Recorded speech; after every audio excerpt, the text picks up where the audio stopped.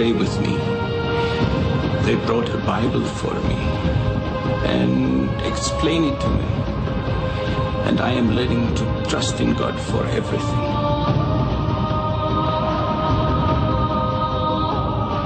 We want to be a light to the people in our country. If not, for who?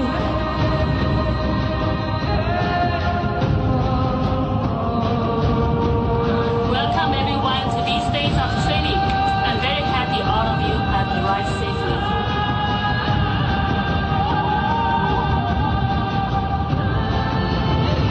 Some books have been delivered. Graciously obtained, so let us pray for his safety.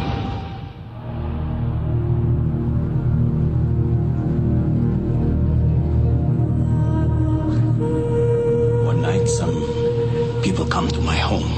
They beat me. They tore pages from my Bible. And they took my children to an Islamic school where they have no longer the influence of their father.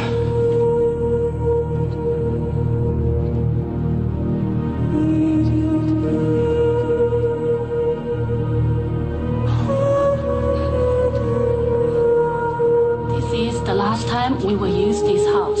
Next time there will be other arrangements. Brother Shen will inform you in the usual way.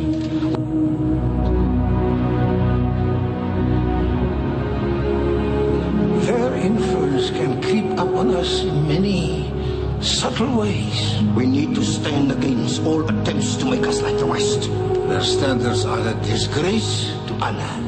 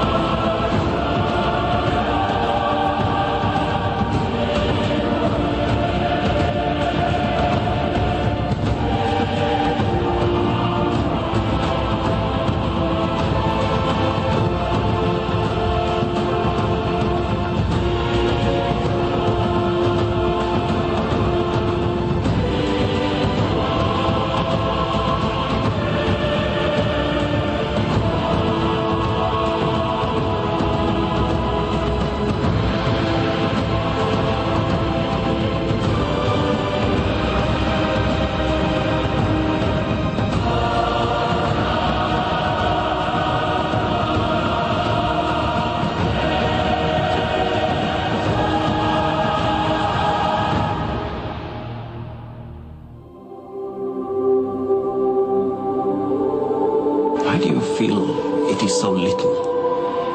How it makes my heart glad that a stranger would ask God's help for me. How does that make me feel? And what answer might God give to your prayer?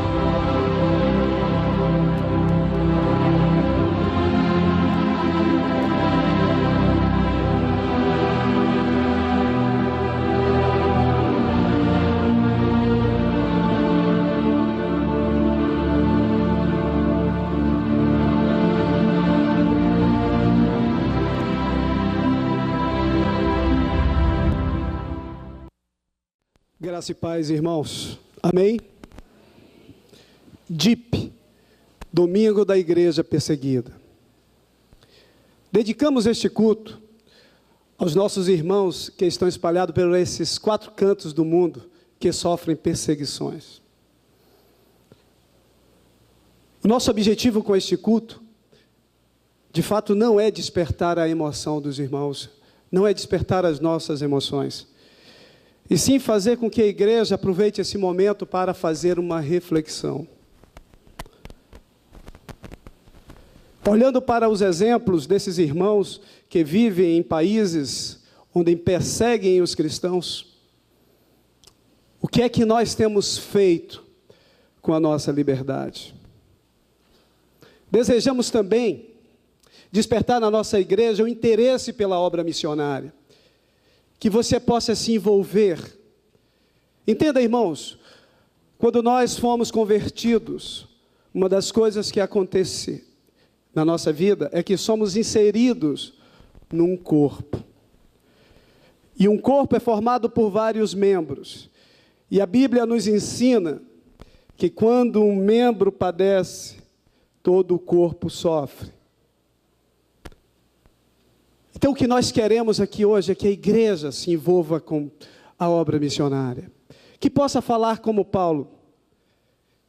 Já ao longo dos seus 50 anos de idade, ele diz: para mim, tenho por certo que as aflições desse tempo presente jamais hão de se comparar com a glória que a nós há de ser revelada.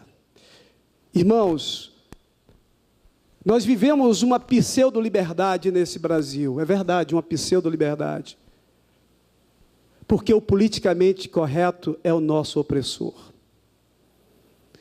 Que nós tenhamos, a partir desses exemplos que nós vimos aqui nesse vídeo, e tudo que vocês vão ver durante este culto, não se assustem, não se assustem.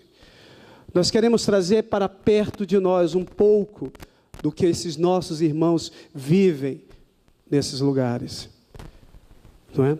Então, mais uma vez, quero lembrá-los, não queremos despertar a sua emoção, mas queremos que você faça uma reflexão. Pedimos a vocês também, que ao terminar este culto, que vocês conheçam a nossa sala de oração. Estará todo dia, essa sala de oração estará funcionando, à noite também, que você possa entrar, ver um pouquinho das imagens, fotos, filmes, e que você possa dedicar 1 minuto do seu tempo em oração por esses irmãos. A graça e a paz, querida igreja. Amém? Aprove a Deus estar hoje aqui para levar essa mensagem. Hoje é um dia especial. Mas antes, eu queria notificar os irmãos, nos boletins vocês receberam uma ficha cadastral do Portas Abertas. Quem tiver curiosidade, quiser conhecer mais e até no futuro se filiar, é uma oportunidade. Hoje, amados, é um dia especial, sim. É o Domingo da Igreja Perseguida, em que a IBAN está apresentando a vocês para um despertamento. Nós tivemos a oportunidade de presenciar o vídeo, e isso é uma dura realidade. Realidade essa que acontece em alguns países, como Coreia do Norte, país da África chamada Eritreia, talvez muitos não tenham ouvido falar, e até mesmo na França, onde há uma perspectiva de 30 a 50 anos que futuramente seja um país muçulmano. Sim, é uma dura realidade. E nós? O que nós temos feito?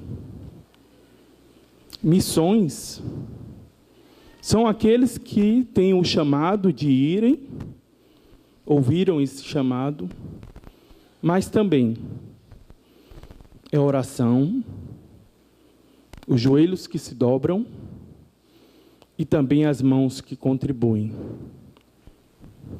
Quanto à igreja perseguida, cabe a nós, irmãos, orar. Orar. São irmãos nossos que padecem, muitos deles aprisionados em containers, muitos deles sofrendo perseguição, onde não há liberdade de expressão da sua fé em Cristo Jesus. Esses dias se aproximam, e já é predito na Bíblia. Para tanto, amados, eu queria abrir a Bíblia com vocês em Hebreus, capítulo 13, versículo 3.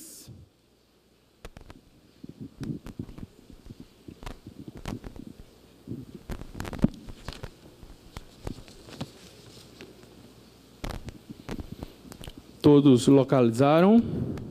Amém? Hebreus, capítulo 13, versículo 3. Vamos ler. A palavra de Deus diz: lembrai-vos dos presos, como se estivesseis presos com eles, e dos maltratados, como sendo o...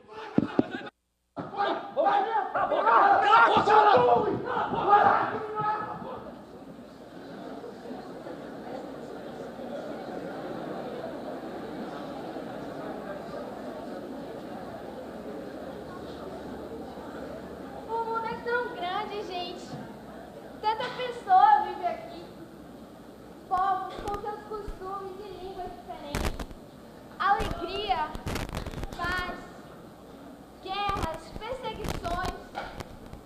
Será que podemos chegar perto de todas essas pessoas? Existe alguma forma de abraçar o mundo sozinho?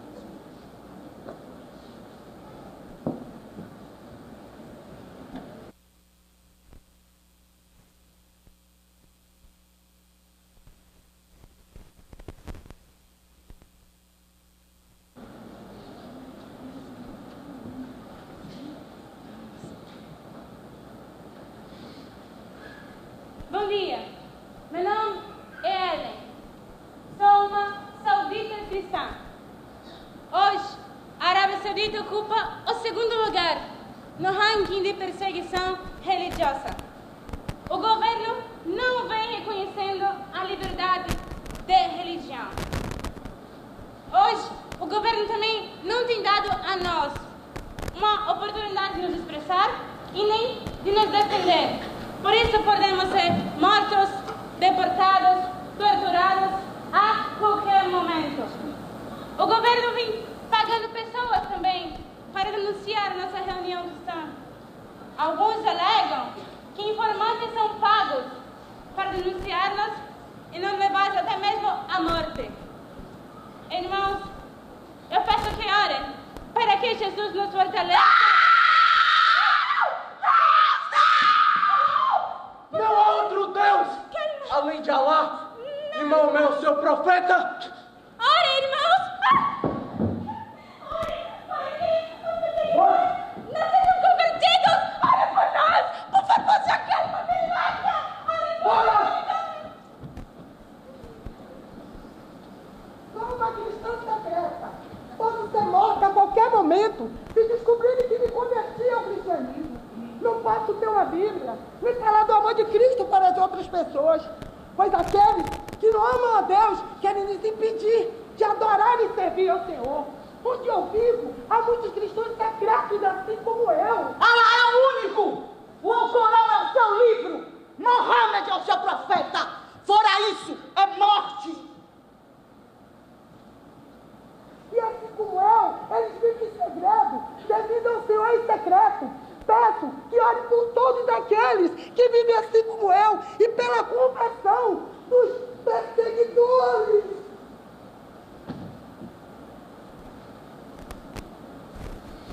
Bom dia, irmãos. Na Somália, nós gostamos muito de evangelizar. Vamos nas praças, vamos nos lares, vamos nas ruas, mas...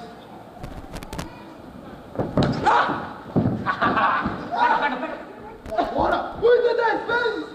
Cala a boca! Vamos se perdidos de fazer isso! Vai que os perseguidores! Recebam a salvação!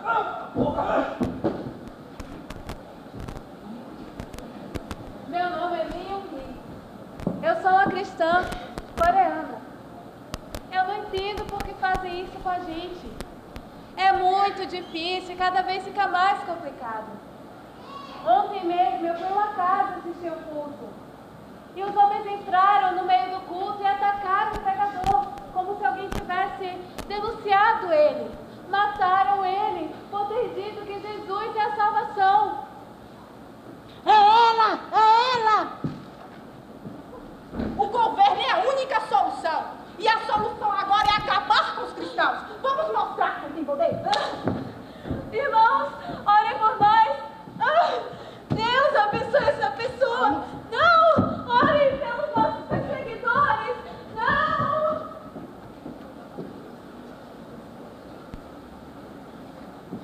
No Iraque, o governo tem se mostrado incapaz de proteger as minorias. E os cristãos sofrem com isso. Igrejas são vandalizadas, destruídas, irmãos.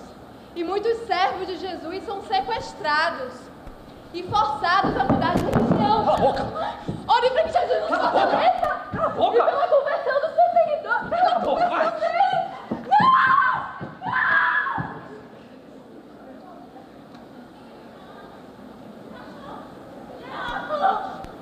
Cala logo! Anda!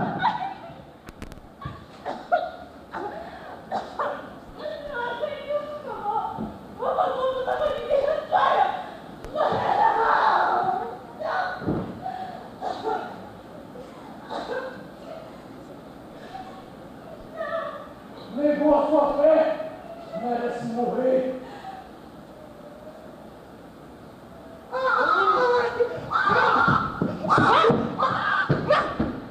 Allah é o único!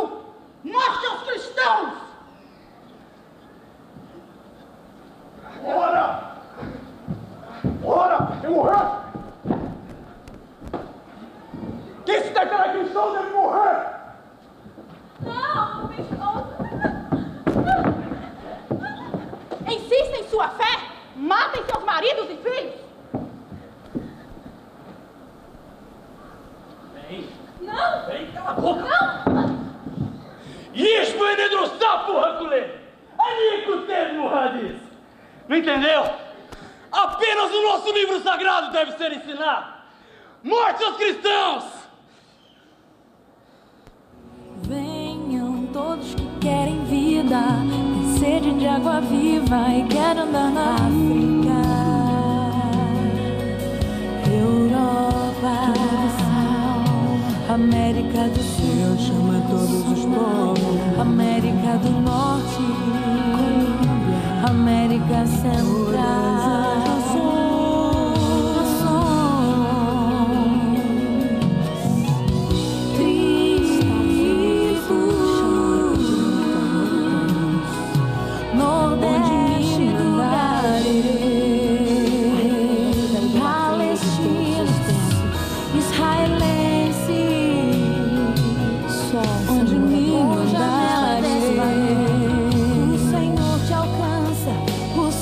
Te salva, o Senhor te transformará.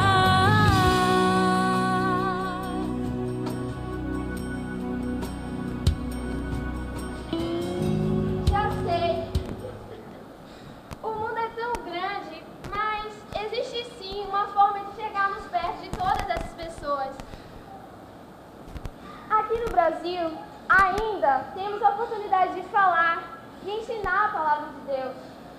Mas não é assim para todos. Irmãos, eu posso, vocês podem orar por eles.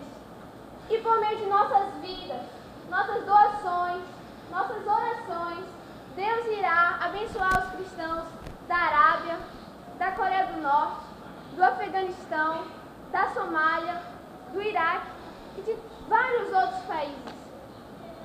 Neste momento, igreja, eu convido todos vocês a fecharmos nossos olhos para orarmos a Deus, orando pelos cristãos para serem abençoados e especificamente pela conversão dos perseguidores. Oremos.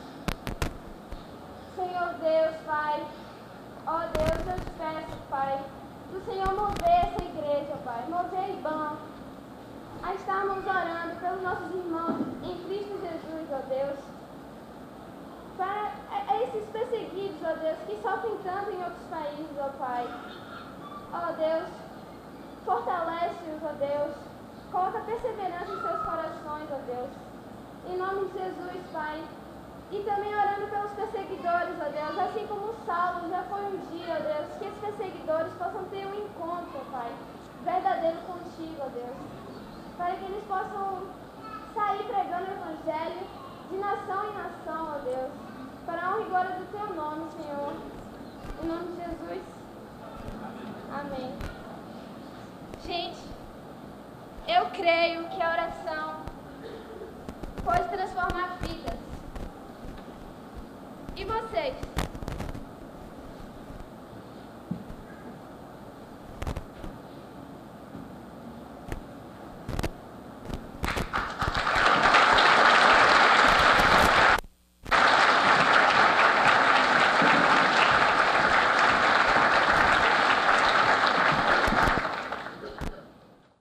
Irmãos, no final dessa preleção, a proposta é respondermos a uma pergunta: até onde o Evangelho pode nos levar?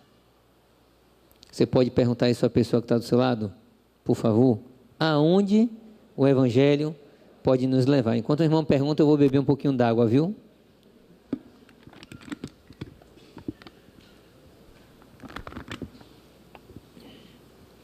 Segunda epístola do apóstolo Paulo a Timóteo, capítulo 1, nós leremos a partir do verso de número 3.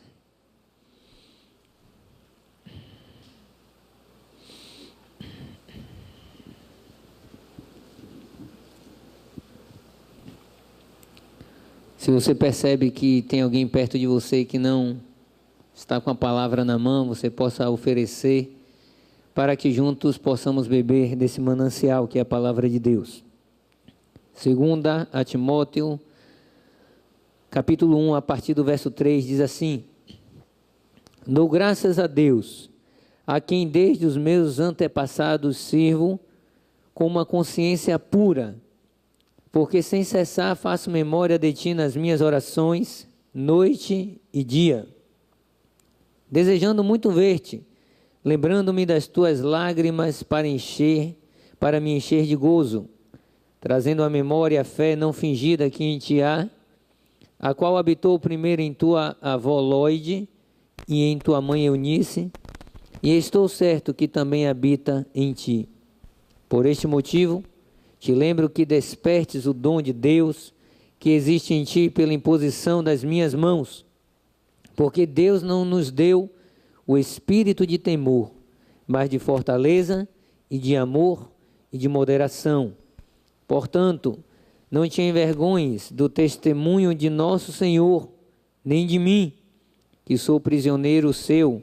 Antes, participa das aflições do Evangelho, segundo o poder de Deus, que nos salvou e chamou com uma santa vocação, não segundo as nossas obras, mas segundo o seu próprio propósito e graça que nos foi dada em Cristo Jesus, antes dos tempos dos séculos, e que é manifesta agora pela aparição de nosso Salvador Jesus Cristo, o qual aboliu a morte e trouxe à luz a vida e a incorrupção pelo Evangelho, para o que fui constituído pregador e apóstolo e doutor dos gentios, por cuja causa padeço também isto, mas não me envergonho, porque eu sei em quem tenho crido, e estou certo de que é poderoso para guardar o meu depósito até aquele dia.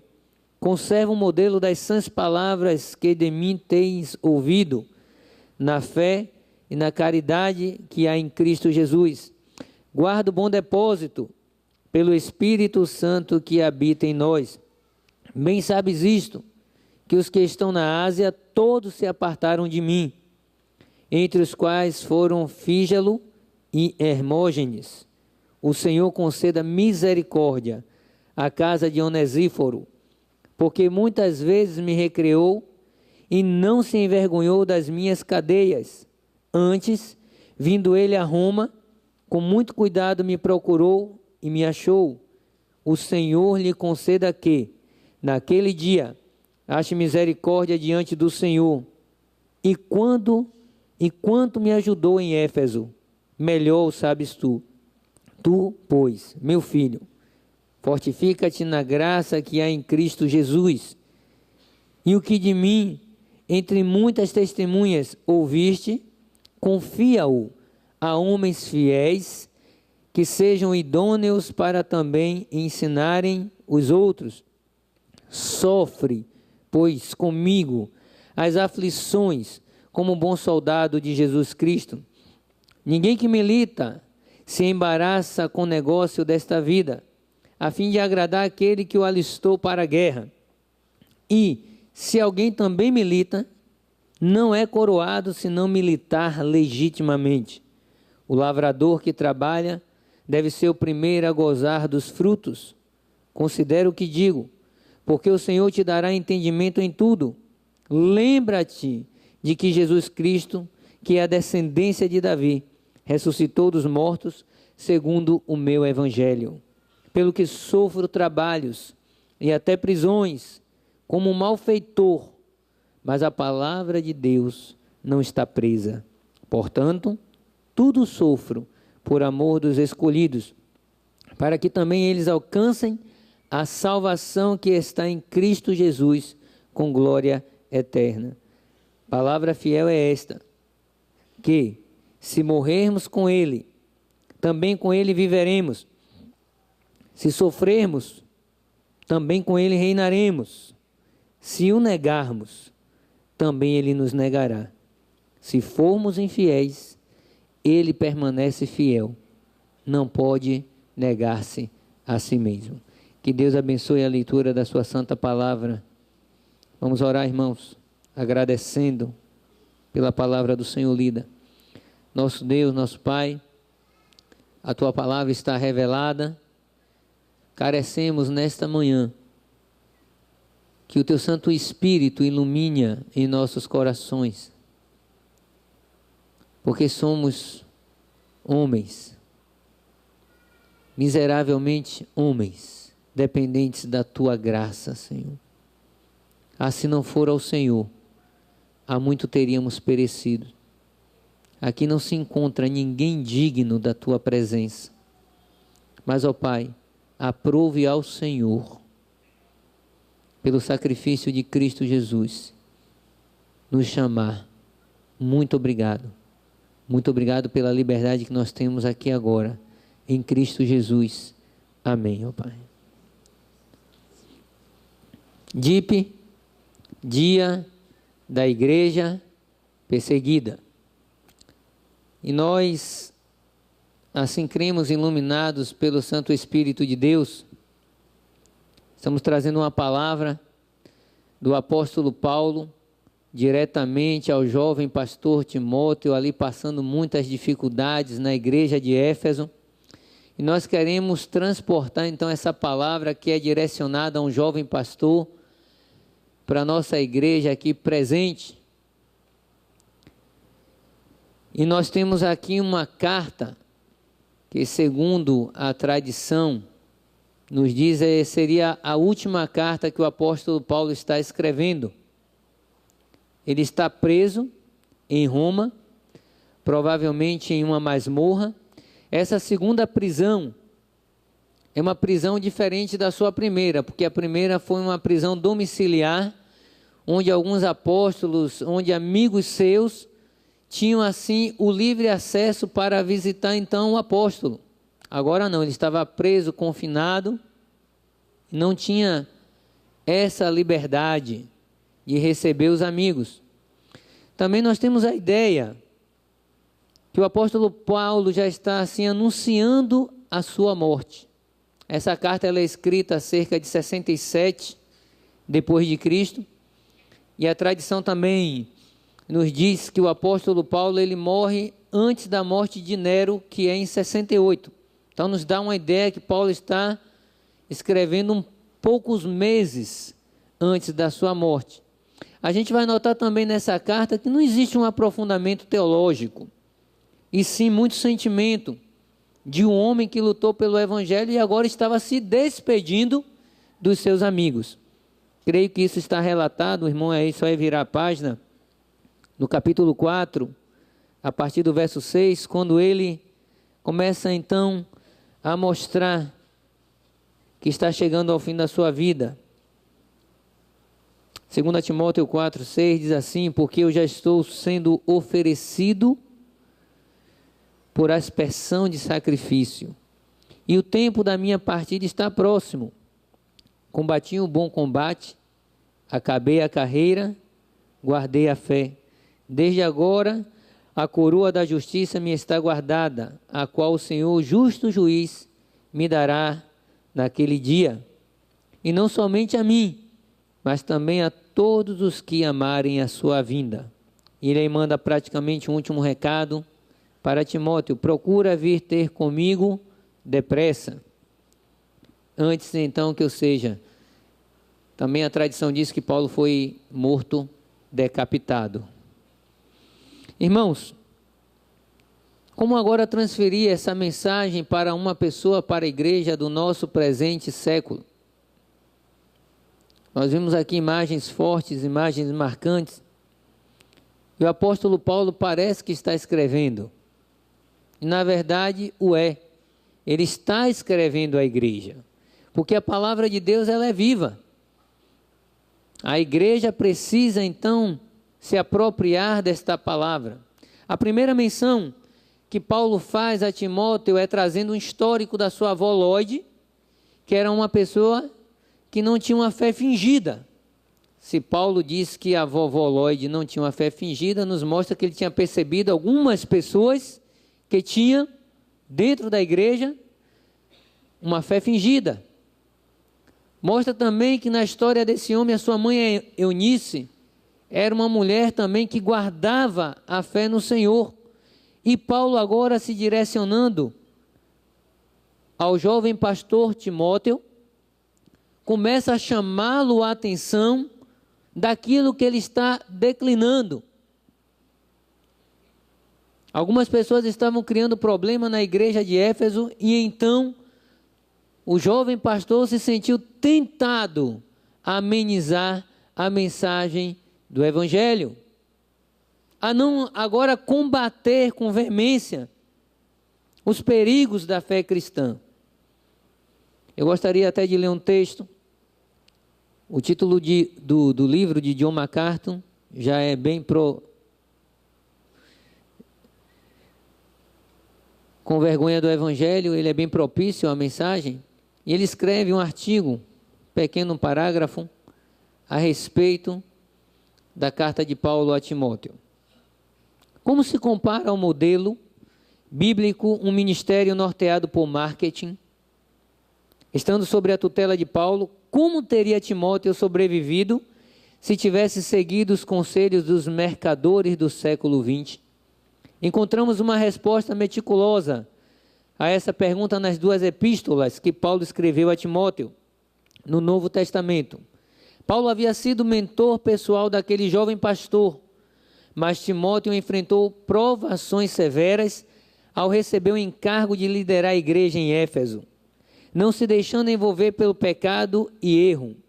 Timóteo relutou com medo e fraqueza humana. Certamente se sentiu tentado a amenizar a sua pregação em face da perseguição. Por vezes, pareceu envergonhado do Evangelho. Foi necessário que Paulo o relembrasse a permanecer ousadamente firme por causa da fé, ainda que isto implicasse em sofrimento. Não te envergonhes, portanto, do testemunho de nosso Senhor, nem do seu encarcerado que sou eu.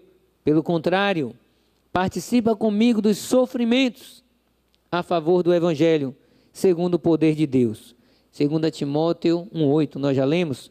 As duas ricas epístolas de Paulo a Timóteo delineiam uma filosofia de ministério que desafia a sabedoria prevalecente em nossos dias.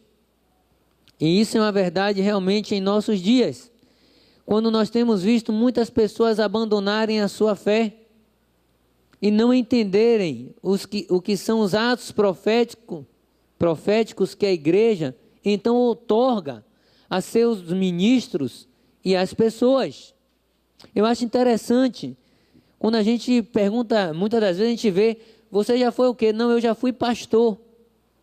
Ah, você fazia o quê na igreja? Eu já fui levita, eu já louvei um período. Ah, eu fui da ação social. Ah, eu trabalhei com crianças.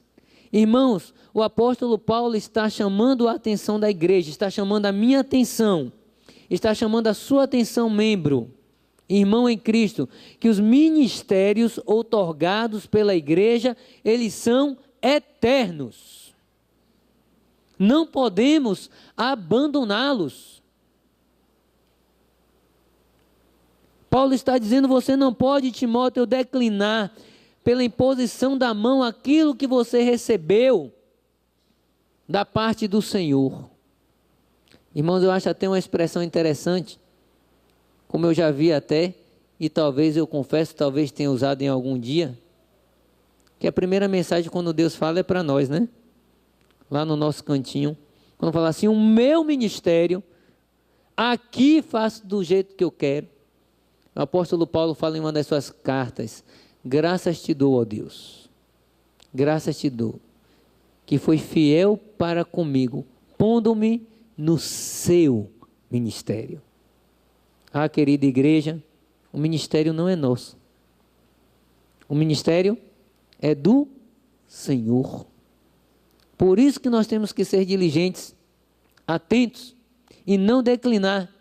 É isso que o apóstolo Paulo está falando ao jovem pastor. Nós precisamos reavivar o dom de Deus dentro da igreja. E por que o dom de Deus está morto? Por que esse dom está morrendo? Por que nós encaramos diferente desses irmãos? Talvez por causa da liberdade que nós temos, que eu já não acho, já disse que não é tão liberdade assim. Parece que nós temos hoje uma liberdade dentro do templo, mas a voz profética da igreja está calada lá fora. Eu acho interessante, eu acho que isso acontece em toda igreja. A partir da segunda e terça-feira começam as ligações lá para a igreja. Pastor, tudo bem? Tudo. Amém. Tudo bem, irmã? Tudo. A minha Bíblia ficou aí na igreja? Fica às vezes 4, 5 Bíblias, irmãos, na igreja.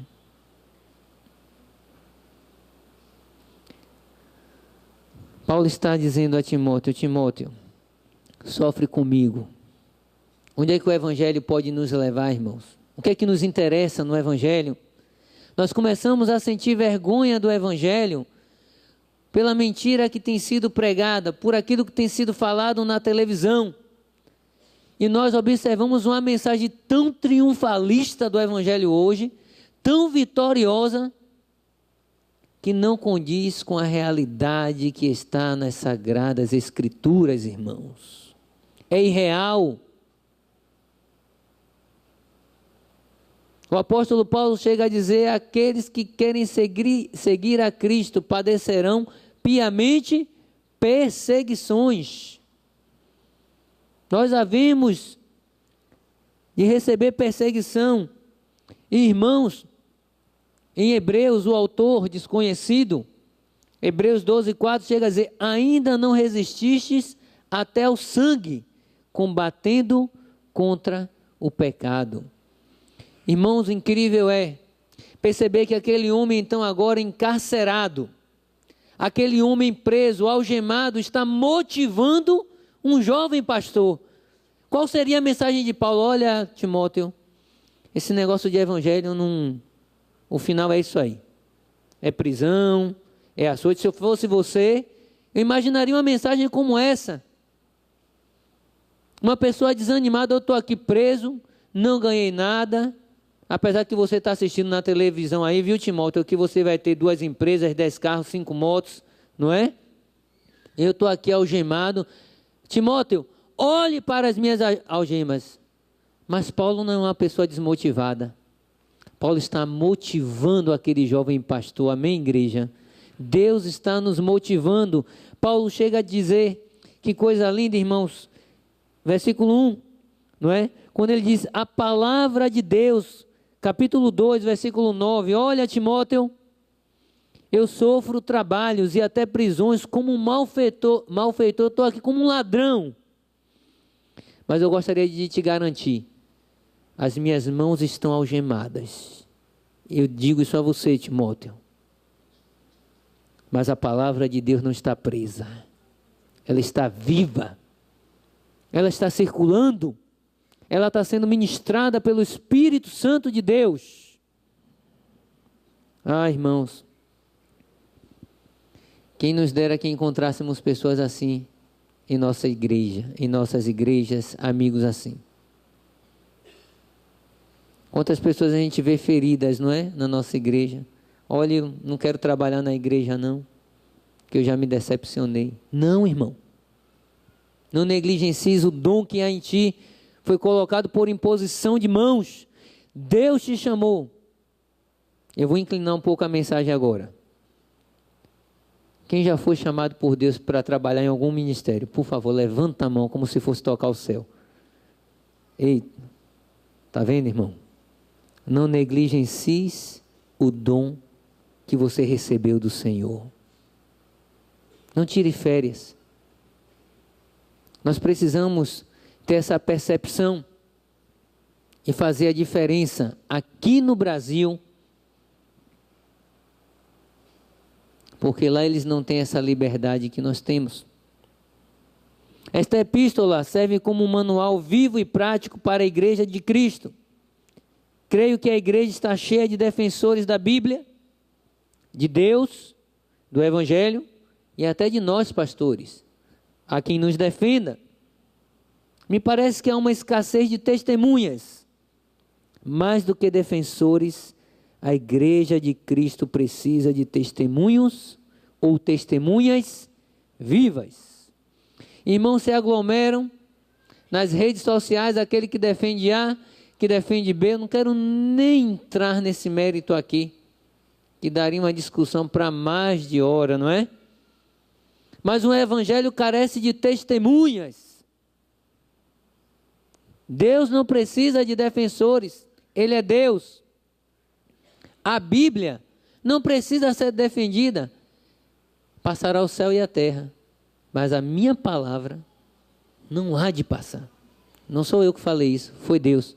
Voltaire, na Europa, disse que em 100 anos a Bíblia seria esquecida. Seria um livro qualquer.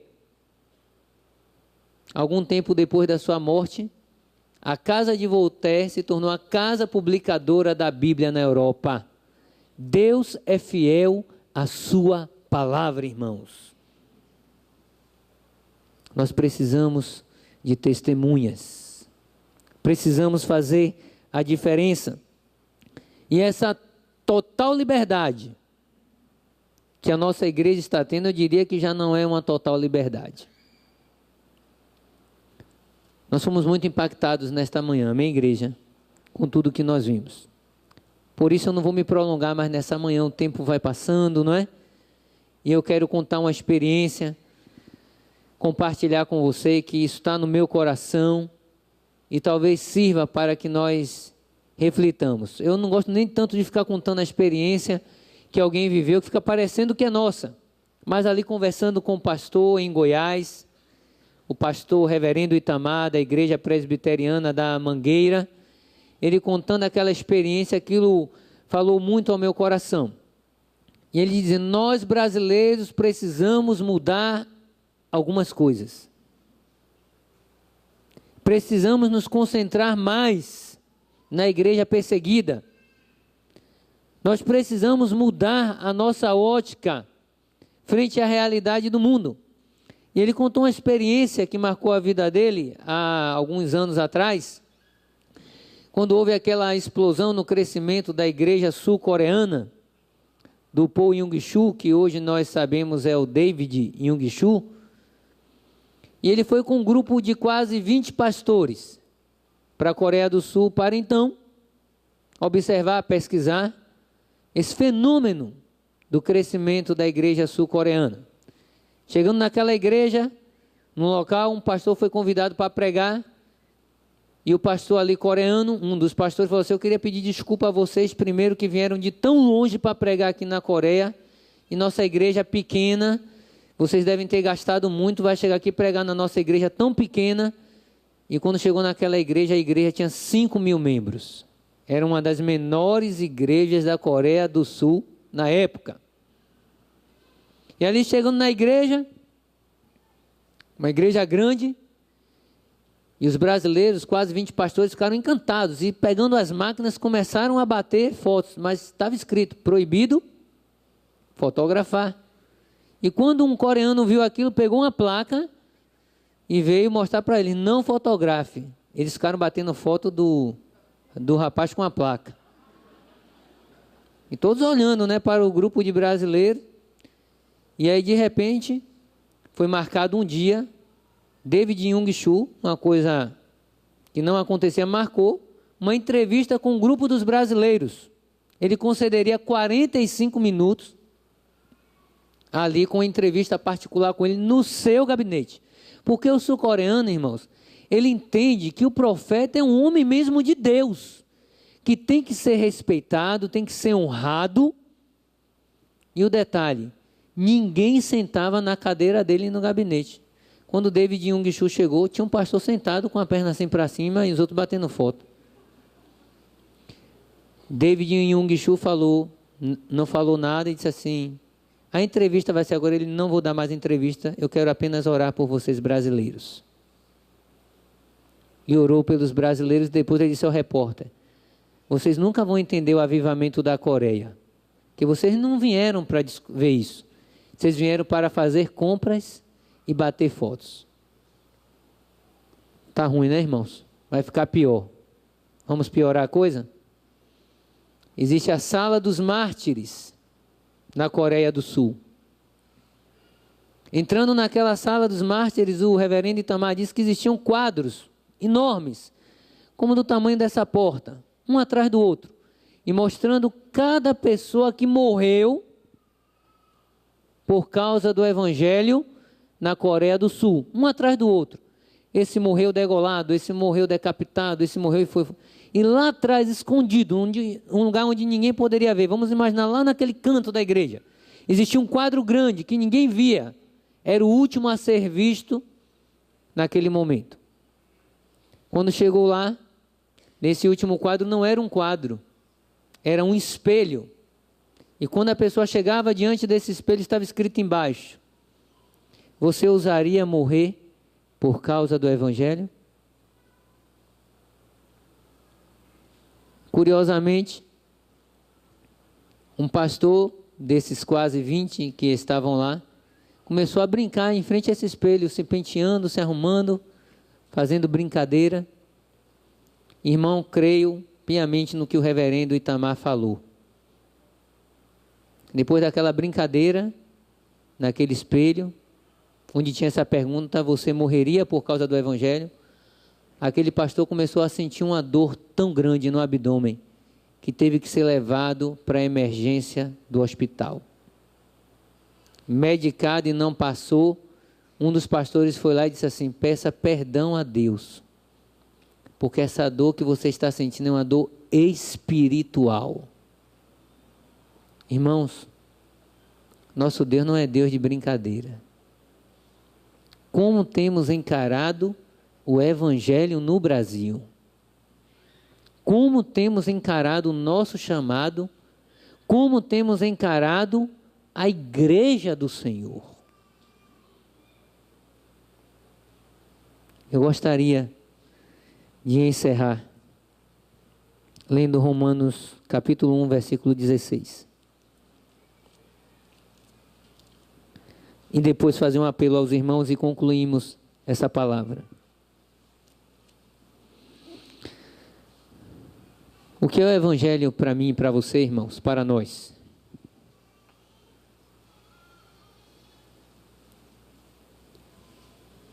Quando alguém lhe perguntar, irmão, o que é o Evangelho, você pode abrir esse texto e responder. Talvez seja diferente do que nós temos ouvido, do que ele seja nesses dias. Mas é isso que está escrito aqui. Romanos 1, 16, 17. Porque não me envergonho do Evangelho de Cristo. Pois é o que a igreja? É o poder de Deus para a salvação de todo aquele que crê. Primeiro do judeu e também do grego. Porque nele se descobre a justiça de Deus de fé em fé. Como está escrito, mas o justo viverá da fé.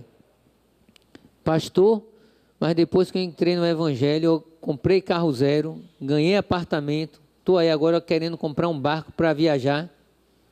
Irmão, Deus é abençoador por natureza. Se você conseguiu alguma coisa depois do Evangelho, eu considero isso como bônus de Deus na sua vida. Porque o melhor que Ele tinha de dar já nos deu, que foi seu Filho na cruz para nos salvar. Amém? Vamos ficar em pé nessa hora? Eu quero só concluir. Acho que o horário está um pouco avançado. Não sei, pastor. Não é? Quero concluir.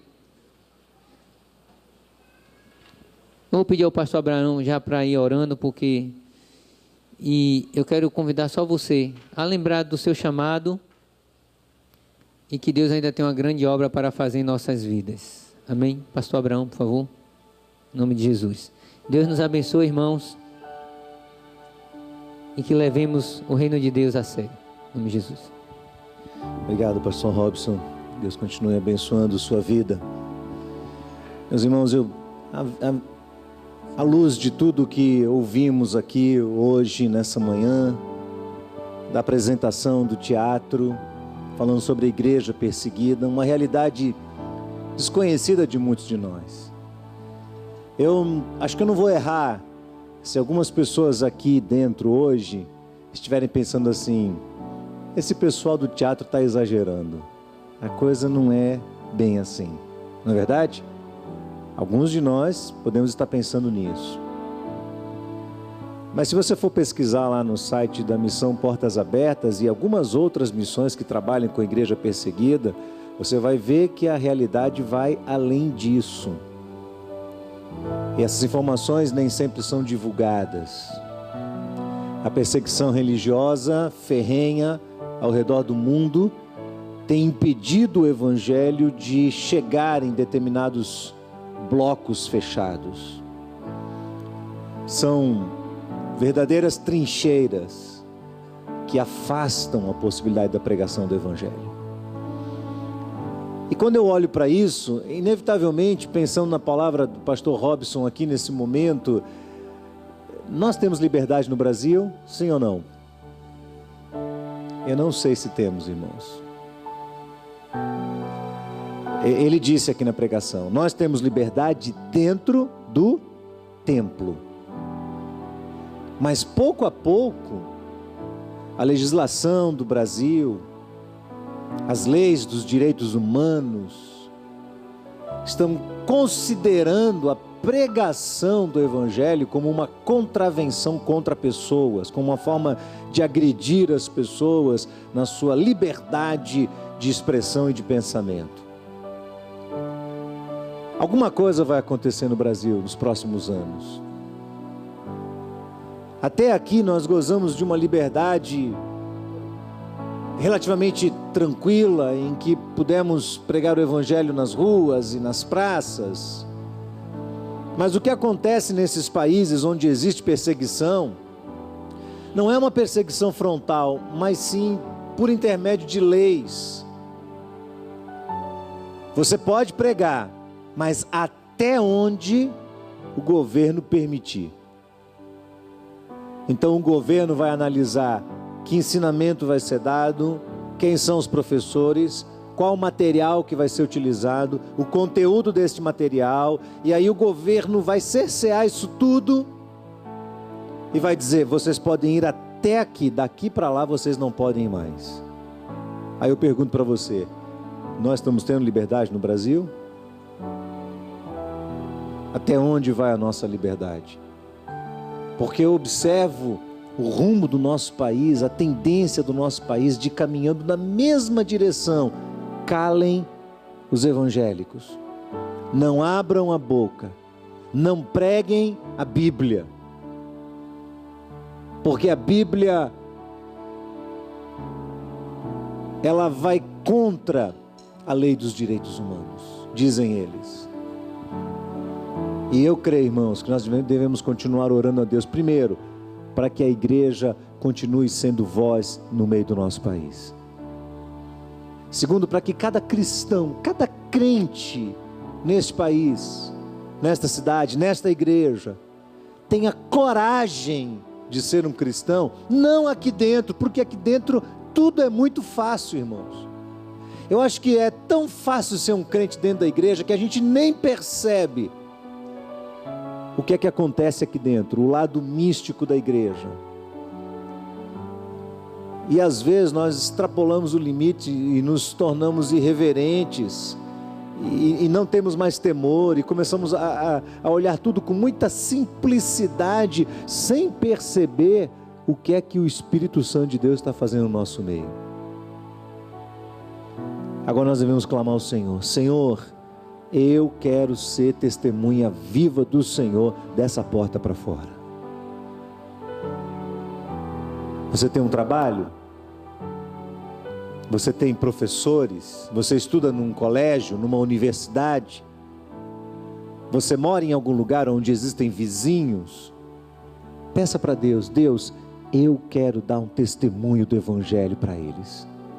Eu não quero pregar a Tua palavra. Nós ouvimos aqui hoje, e eu realmente creio nisso, não temos que defender a integridade da Bíblia. Ela é palavra de Deus e ela vai permanecer para sempre. Mas nós devemos testemunhar a palavra de Deus, ou não devemos? Devemos. A tempo e fora de tempo. Em tempo oportuno ou não. Quando isso for favorável a nós e quando isso for considerado uma contravenção, um erro, nós vamos continuar pregando a palavra de Deus. Você está pronto a isso? Você está pronto a isso? Foi dito aqui na peça de manhã que a França, aliás, foi o Rogério que falou, a França entre 30 e 50 anos, isso é um dado estatístico feito com base no crescimento demográfico do país. Qualquer nação que esteja a menos de 1,5% do crescimento demográfico não subsiste. E os islâmicos estão usando esse formato de crescimento. Eles penetram em países, a França hoje, se eu não me engano, é 1,3. Então ela está bem abaixo na sua taxa de natalidade, da possibilidade de reproduzir-se enquanto um país, de crescer enquanto país. Então a França está decrescendo, a população dos franceses está decrescendo cada vez mais. Enquanto isso, há uma migração enorme de árabes, de islâmicos para aquela região. Eles estão se proliferando, eles estão comprando os comércios, eles estão encabeçando as indústrias, eles estão crescendo dentro da África. A previsão é que dentro de 30 a 40, 50 anos, a África se torne totalmente um país islâmico. E eles estão de olho no Brasil também. E aí eu vejo o Brasil, o povo dizendo: nós estamos felizes, o Brasil está crescendo economicamente, né? Os casais se casam muito tarde, não querem mais ter filhos, no máximo um, não mais do que isso, e a gente não está percebendo que a gente está abrindo espaço para a mesma coisa acontecer aqui dentro. Seja uma testemunha, não só aqui dentro, mas principalmente lá fora. Seja uma testemunha viva do Evangelho. Amém, irmão? Senhor, nós queremos louvar o Senhor nesta manhã, por tudo que ouvimos aqui, pela Tua palavra, Senhor, por esse impacto no nosso coração. Nós já sabemos dessas coisas, mas toda vez que nós ouvimos novamente isso, o nosso coração queima diante do Senhor, porque, Senhor, nós acabamos percebendo o quanto dedicamos do nosso tempo, dos nossos recursos financeiros, da nossa preocupação, da nossa energia, a projetos, a coisas que no fim de tudo permanecerão aqui neste lugar. Ó Deus, ajuda-nos a dar mais atenção ao Teu reino em nome de Jesus, Senhor. Ajuda-nos a dar mais atenção ao que está acontecendo e a enxergar além de nós, a enxergar além das nossas fronteiras, a perceber algo especial que o Senhor está fazendo no nosso meio e que o Senhor pretende fazer através da nossa vida, dos nossos recursos, dos dons que o Senhor nos deu. Como foi pregado aqui nesta manhã, que nenhum de nós venha negligenciar o dom do Senhor e abandonar o nosso posto de trabalho. Obrigado, Senhor, por esta palavra. Continua enchendo o nosso coração com a Tua verdade, continua alimentando o nosso coração com a Tua palavra, porque nós sabemos que nós só subsistiremos através da Tua palavra, Senhor. Muito obrigado, Senhor, por esta manhã, em nome de Jesus. Amém.